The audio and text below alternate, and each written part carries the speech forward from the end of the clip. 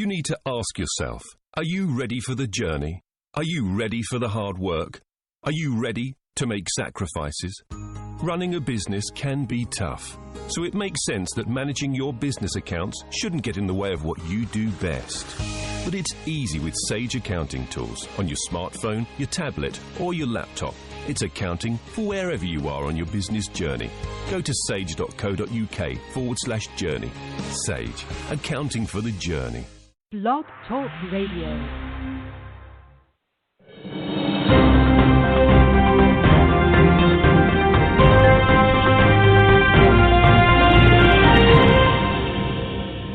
Hello, you are listening to Lgbtq America. This is Brandon Carmody. We want to welcome our listeners in the United States and around the world.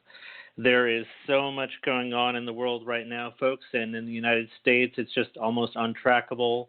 So we're going to get right to our panel members. First panel member, I believe we're speaking with Roddy Biggs. Hey, Brandon. It's always great to be here. Okay, Roddy, great. Thank you. And we should also have Veronika, Elektronika. I'm here. Okay, great to speak with you all. So we have a new Vice President-elect, Mike Pence, and on Friday night, for whatever insane reason, he decided to take in a showing of the Broadway musical Hamilton. Isn't that hilarious, right? Absolutely. So my understanding is that as VP Pence and his security detail and everything was entering into the theater, there were some literal boos and jeers as well as some mixed clapping and applause. So he had sort of a mixed reaction just getting into the theater. So it's a misnomer. It goes without saying that the cast of Hamilton was aware the Vice President-elect Pence was at their showing. So I want to give you all a clip. The cast of Hamilton used the curtain call after the show, shall we say, as an opportunity to make an impassioned plea to VP Pence, and you're going to find this pretty incredible. So let's load this clip. Vice President-elect Pence, we welcome you, and we truly thank you for joining us here at Hamilton, an American Musical. We really do. We, sir, we are the diverse America who are alarmed and anxious that your new administration will not protect us, our planet, our children, our parents, or defend us and uphold our inalienable rights, sir. But we truly hope that this show has inspired you to uphold our American values and to work on behalf of all of us. All of us.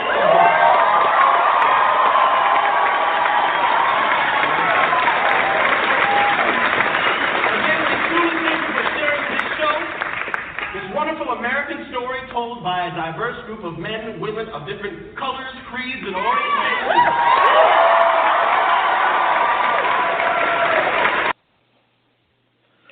So there you go. That was the cast of Hamilton speaking to VP Pence with their impassioned plea for his recognition and understanding of all of our diversity. Now, I want to give you real quick here. Alec Baldwin returned to Saturday Night Live last night as President-elect Trump, and he's basically being shown in a scatterbrain mentality, trying to get together to make good on his promises. This is the moment that he ran into Mike Pence last night. Check this out.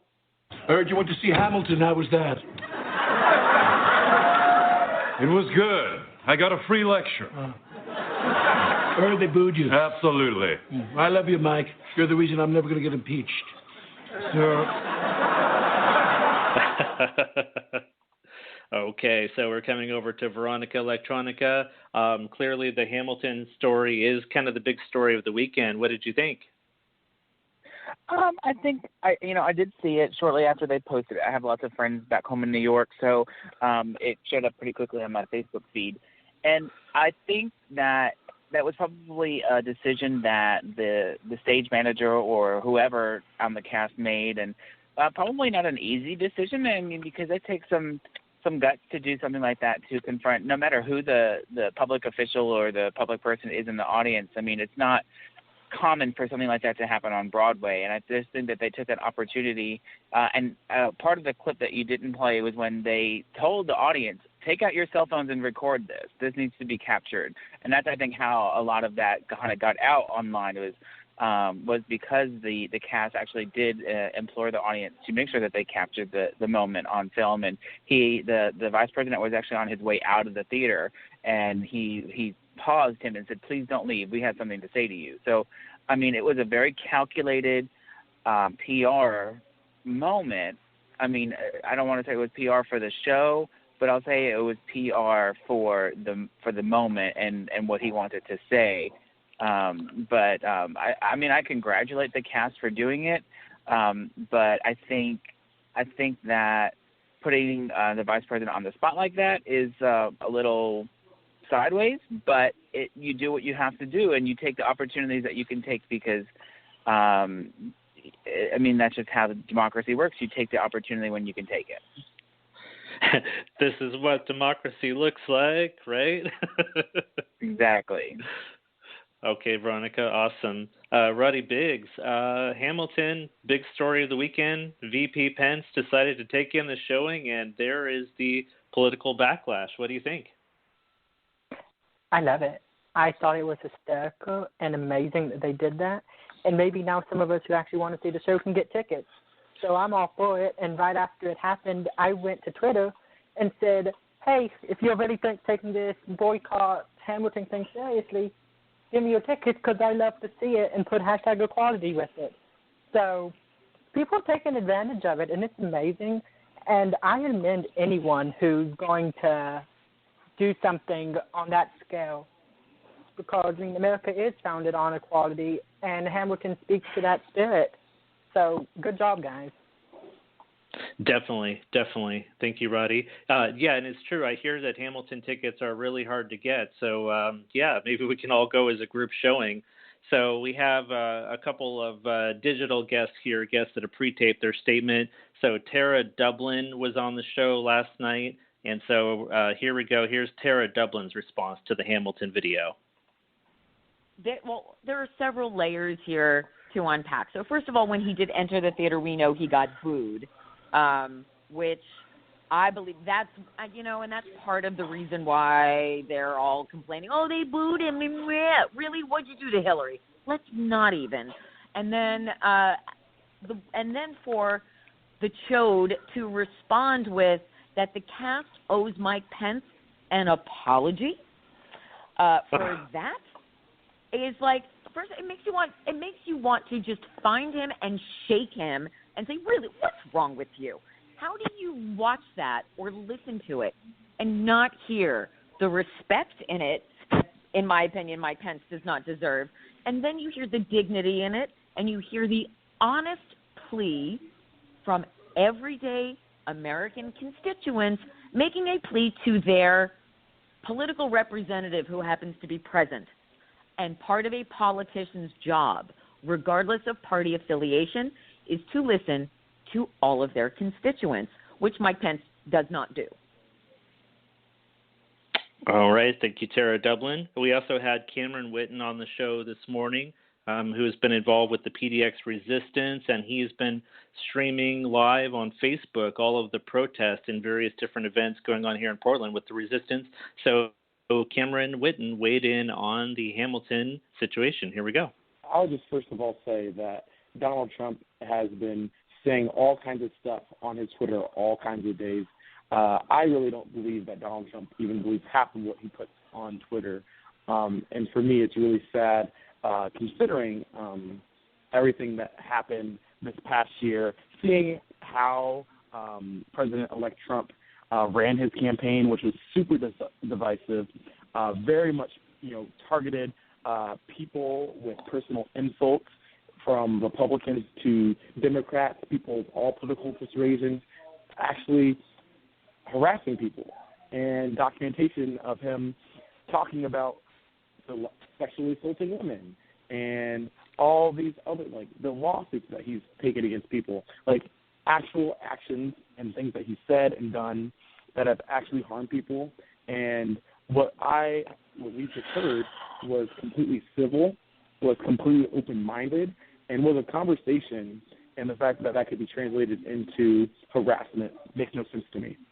What also doesn't make sense at all is that this past week, Donald Trump was tweeting that he was grateful that people were protesting in the streets after the results of the election. And so for me, that is some serious cognitive dissonance. So you have this man who is saying, oh, well, people are protesting me and they're all chanting fuck Trump and all these things in the streets. This is great. And then you have this cast of people who are talking about presidential values, talking to the VP and saying, thank you for joining us. Here's how we want to be included in your administration. And that equates to harassment. So for me, it's another thing that just proves that this is a man of very short temperament. A lot of what he says does not make sense. And we're in some really sad, confusing times in the next 4 years in America. Okay, thank you, Cameron Whitten, for weighing in. So, folks, we enter into unknown and uncharted waters and a difficult topic as we get into our next segment here. So it's incumbent upon us to protect our sources. Journalists have been through this since journalism began. You know, will you reveal your sources? No. Okay, you can be held in contempt and taken to court, et cetera, et cetera. So we have a source that we are going to be protecting here, that we are not going to name, that basically sent us a disturbing video of an incident in New York that happened within the last week. We don't have an exact date or location, but again, we're going to be protecting everyone involved here. But here is a quote from our anonymous source, and then we're going to get into the video. So this video was sent to me by my Uber driver after drumming up friendly conversation during our ride. He told me the episode occurred just prior to picking me up. The actions displayed in the video obviously speak for themselves, regardless of what the catalyst for anger was. And it's best left for those to draw their own opinions. But needless to say, I was affected enough by it to share it on Facebook, as were those that spread it widely stemming from my initial post. It's a shame that the actions of a few reflect so poorly on New Yorkers and Americans in general. Also, I think it is worth pointing out that the Uber driver showed great restraint in the face of such hate and intolerance. Fucking Arab motherfucker, terrorist fucking cocksucker. I don't care, bro. Video. You're a loser. You're not even from here, you motherfucker. Fucking loser. Fuck you and your family, you terrorist fuck. Video all you want. You're an Arab. You're a fucking loser. Stand nigga. Yeah, exactly. Videos. What is that gonna do? What's that gonna do? Trump is president, asshole. So you can kiss your fucking visa goodbye, scumbag. They'll deport you soon. Don't worry, you fucking terrorist. Oh my God, I'm so scared. What you stealing? Fucking Arab fuck. Wow. So, again, this is an incident. What we know at this point is that this occurred in New York sometime over the last 7 days, and that was a motorist literally committing verbal hate speech against an Uber driver. We're going to go back to our panel now and to get feedback on this shocking encounter captured on video. Veronika, Elektronika, that obviously must be pretty eye-opening. What do you think? I will. I mean, if you switch out a couple, can you hear me okay? Yes. Okay, because I'm on Bluetooth. Okay, just making sure. I think, well, as a New Yorker, I think if you change out a couple of the words, it just sounds like any other day in around a taxi in Manhattan. But I think that the rhetoric and the tone and who the specific hate was aimed at was definitely fueled on by election rhetoric. But it's always been there, and it's always going to continue to be there. But I think some people that have those viewpoints are feeling more empowered because of the tone of the election and because their candidate or the candidate that shares some of their viewpoints and values was victorious. So that they feel like that gives them, no pun intended, but the trump card to use language like that. And they feel like one person is more worthy or better than another, and if someone they feel like is going to be able to sit there and take it or listen, they're going to do it. But it's something that we're going to have to deal with, and that everybody is going to just have to step up their game and just be more mindful of the community around them. Sure, sure. And so it's also a bit disturbing to hear that might be a little bit of everyday traffic rhetoric, but I can see that. Have you seen stories of anyone in your direct community, Veronika, that has reported any type of uptick in hate crimes or hate speech? Is there anything that you want to make mention of that you've seen happening? Well, so I live in Nashville, which is, in Tennessee, in a pretty deep red state. We're a blue dot in a red state. But there will always be the underlying red tone.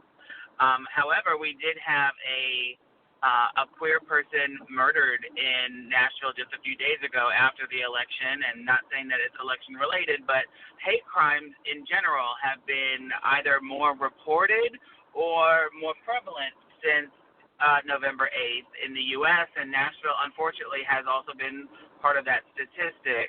So it is, Nashville was only one of two counties that voted for Hillary in the entire state out of several dozen counties. But just the conversation that I'm having with a lot of my community members, it was an extremely depressing time for a lot of us here. And I was actually with my mother and watching the election results, and it got closer to midnight and things weren't looking good, and we were both just so depressed, and we just both turned the TV off and went to bed. I went home and she went upstairs, and it was overwhelming, and lots of people just really couldn't believe their eyes and ears that this was happening. And hindsight is 20/20, but could I have made some more phone calls? Should I have, put that bumper sticker on my car instead of putting it on my dresser? Things like that you have to think about, but it's also irrelevant today. But we have another election in 4 years, and we have smaller elections, so I implore people to get involved with their local politics, and not only to vote, but to run. My nephew, this was a really cool thing. My nephew's 25 years old. He called me, and he's in Staten Island back home in New York, which is a very red dot in a blue New York City. And he's like, I can't believe what's happening. He's like, I don't understand what Sandra just did. And I was trying to talk with him and kind of counsel with him, and he just kept on. And I said, well, you know what? If you're so passionate about it, you're young enough. Why don't you groom yourself to run for city council? And you can make your opinion a voice, an opinion of a lot of people. And I think that really kind of started things rolling in his head. But we need to encourage, especially people of color, minorities, transgender people, gay people, and little old drag queens like me. Run for office, get out there, or support a candidate publicly. That's part of the democracy that we live in, is that you have the ability to do that. Awesome. Very good. Thank you, Veronika. Roddy Biggs, it looks like you are also living in a red state in that little blue dot. What was your reaction to this Uber incident? I don't want to say it's because of the election, but I think we are living in very different times now. People feel that they have the power and right to say that kind of stuff, and that there's no consequences for it. It's frightening, especially to see it happen in what's normally considered a liberal city, and to see that it's just something that can happen. So you think about places like Knoxville, which are red, and the kind of stuff, like if that can happen in New York, who's to say that something even worse couldn't happen here? So I know people are terrified and frightened and are trying to decide whether they even want to go outside because they're so afraid of what's going to happen. But at the same time, people are acting just the opposite and are going out and making a scene and saying, look, this is who I am and this is what I'm going to stand for. And that's what we all have to do. We can't just sit around and say, you know what, I'm not going to do anything because it doesn't matter. At this point, it matters more than it has ever mattered before. And we all need to get out there and fight for what we know is right and what America should stand for. And exactly, Roddy. And a lot of people, both from the LGBTQ community and from other groups. As you see, I'm reaching across the aisle here. We're not just talking to queer people.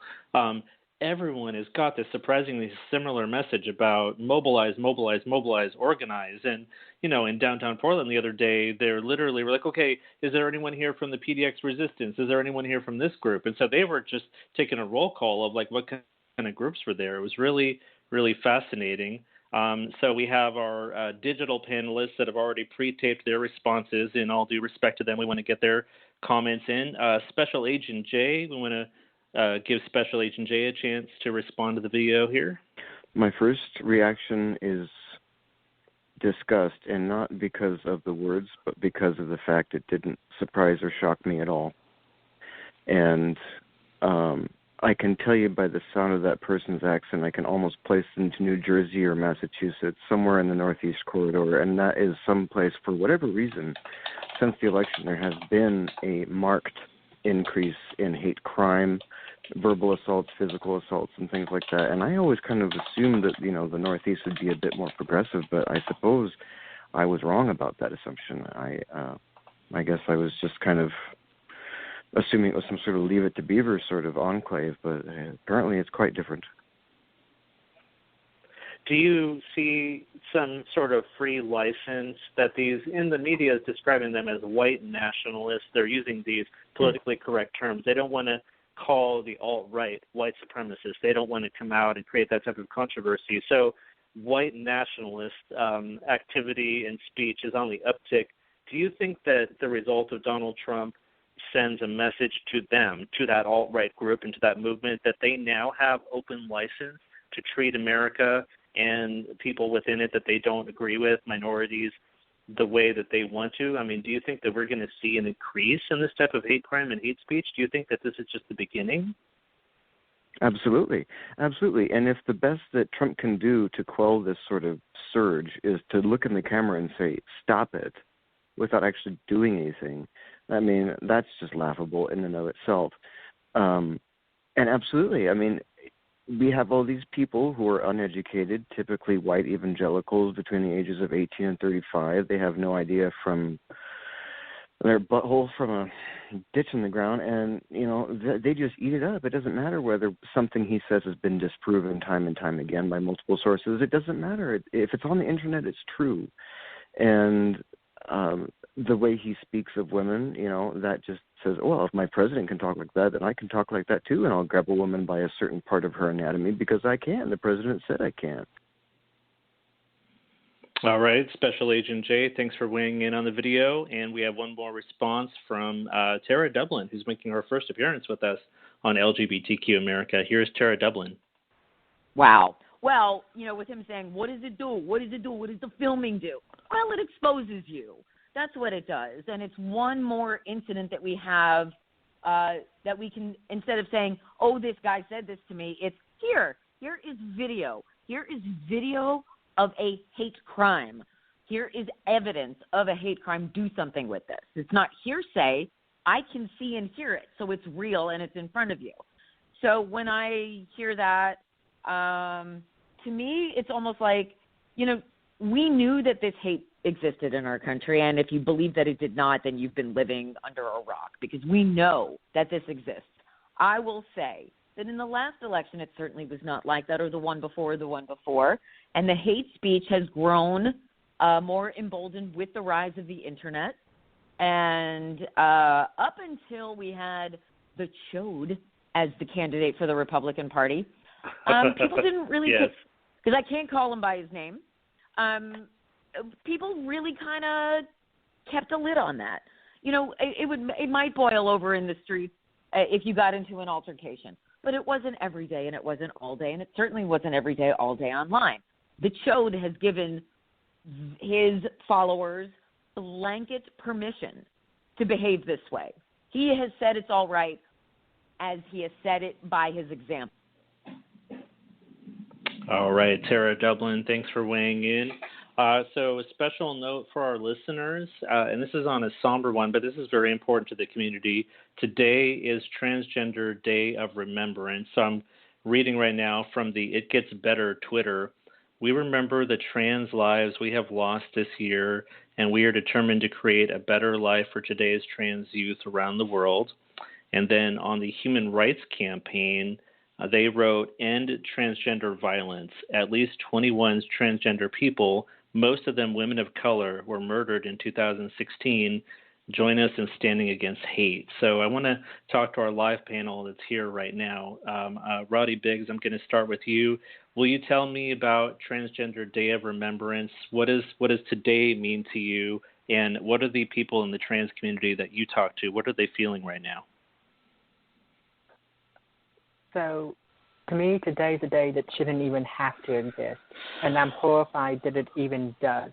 The fact that we have to have a day in our society in the year 2016, going into 2017, where we have to sit and say that at least 21 people in the United States were murdered because of who they are, that's just wrong.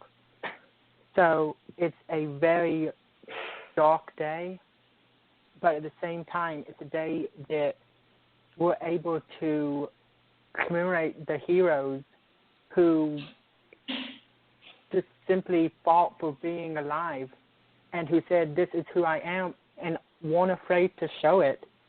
And they make the ultimate sacrifice by being who they are, which is absolutely ridiculous. But for people in the community that I've talked to that I know who are trans, they're struggling, just like all of us, but they are especially struggling because they feel that under the new presidency, they're not going to be able to get the surgeries they need or aren't going to get the support from the government, that they simply may not even be able to go to the bathroom where they please because certain people don't believe that they should be allowed to do that kind of thing, which, in my opinion, is just stupid. I know that a lot of people are struggling with it, and I just wait for the day that number doesn't exist. The fact that 2016 has been or was recorded as the number one worst year for trans deaths, so this year there's been more trans deaths than any other year in the United States, is just absolutely dreadful. And like I said, I can't wait for the day that we don't have to have this day, that there were 0 trans deaths in America, which is the way it should be. Understand and appreciate it, Roddy Biggs. Thank you. Veronika, Elektronika, today is Trans Day of Remembrance. What does today mean to you and to the people close to you?